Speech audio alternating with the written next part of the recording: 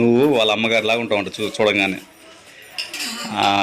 అంత అభిమానంతో అన్న చూడగానే మా అమ్మగారిలాగా ఉంటారన్నా అనిపించింది నాకు.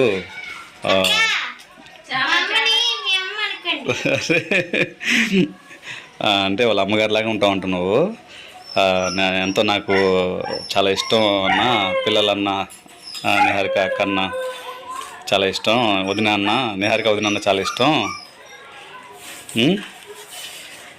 ఏం తల్లా నువ్వు ఎందుకు ఏడుస్తున్నావు? అమ్మ రాము ఇప్పు కొంచెం ఇప్పు అండి పాస్ కావాలండి.